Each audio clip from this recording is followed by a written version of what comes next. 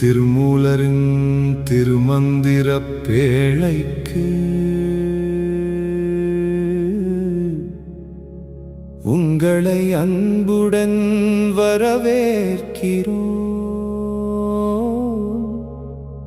பாயிரமைந்தா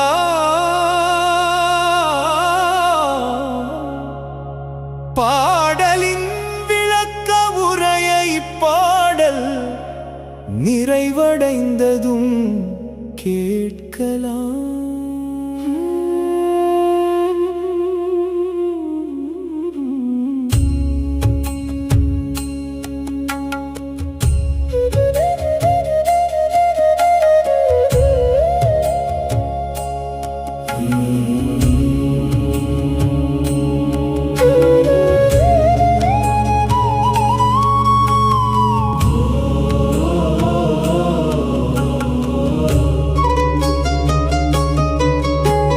சிவனோடு ஒக்கும் தெய்வம் தேடினும் இல்லை,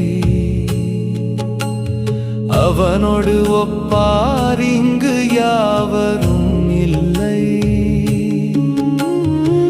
புவனம் கடந்தன்று பொன்னொழி மின் தவனச் சடை மூடி தாமரையானே.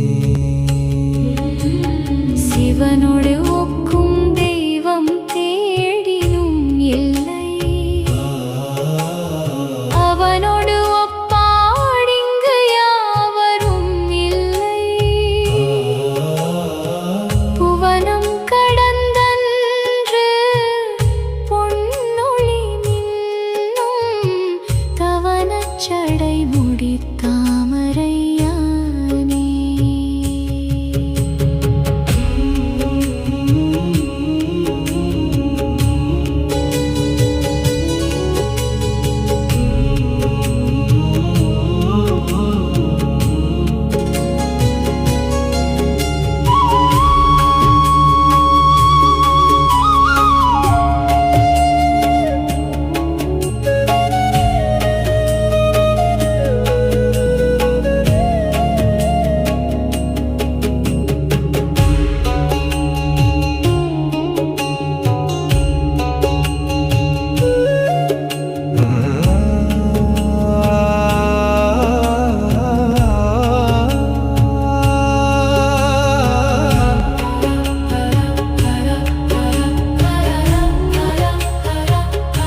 சிவனோடு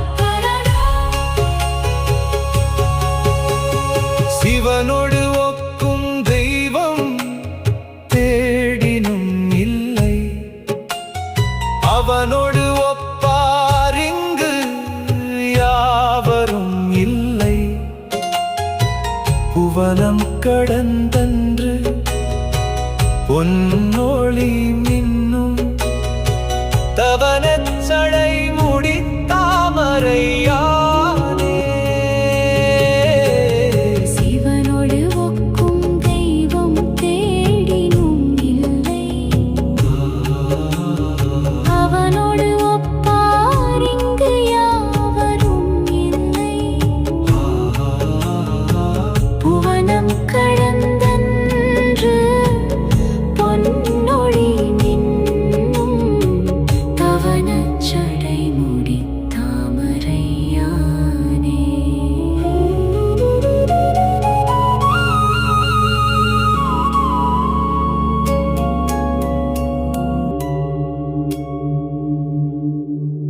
பாடல் 5. சிவனோடு ஒக்கும் தெய்வம் தேடினும் இல்லை, அவனோடு ஒப்பார் இங்கு யாவரும் இல்லை.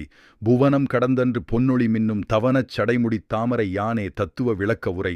சிவனோடு ஒக்கும் தெய்வம் தேடினும் இல்லை, அவனோடு ஒப்பார் இங்கு யாவரும் இல்லை.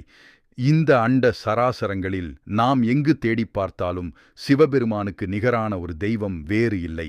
ஏனெனில் இறைவன் ஒன்றானவன், அவனுக்கு மாற்று என்று எவருமே இல்லை. புவனம் கடந்து பொன்னொழி மின்னும், அனைத்து உலகங்களையும் கடந்து எங்கும் நீக்கமர நிறைந்து வீற்றிருக்கும் தூய பொன்னிறமான சோதியின் பேரொளி வடிவானவன் நம் சிவபெருமான். தவனச் சடைமுடித் தாமரையானே. கங்கை உட்பட அண்டங்கள் அனைத்தையும் தன் தலையாலேயே தாங்கி நிற்கின்ற விரிந்த சடைமுடியை கொண்டவன். தாமரையானே என்பதன் நுட்பமான பொருளும் அதன் பின்னணியில் உள்ள அறிவியலும். இயற்கையில் தாமரை மலர் என்பது விரிந்து குவியக்கூடிய தன்மையுடையது. அது மொட்டாக இருக்கும்போது அதன் வடிவம் மனித இதயத்தை அசலாக ஒத்திருக்கும். தாமரை எவ்வாறு தண்ணீரில் மிதக்கிறதோ அதேபோல மனித இதயமும் பெரிகார்டியல் திரவம் என்ற ஒரு நீர்மக் கூட்டுக்குள் மிகவும் பாதுகாப்பாக மிதந்து துடிக்கிறது. அடுத்ததாக சகஸ்ரார தாமரை. நமது உடலின் உச்சந்தலையில் இருந்து சுமார் 4 அங்குல உயரத்தில் அமைந்திருக்கும் சக்கரமே சகஸ்ராரமாகும்.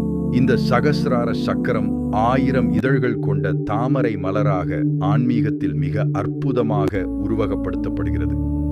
பொழிப்புரை மற்றும் முடிவுரை. சிவபெருமானுக்கு நிகரான தெய்வம் எங்கு தேடினும் இல்லை. அவனுக்கு ஒப்பானவர் எவருமே இல்லை. அவன் புவனங்களை கடந்த பேரொளி வடிவானவன். அவன் தன் சடைமுடியில் அண்டங்களை தாங்கி உயிர்களின் இதயத் தாமரையிலும் உச்சந்தலையின் சகஸ்ரார தாமரையிலும் வீற்றிருக்கும் முழுமுதற் கடவுளாவான்.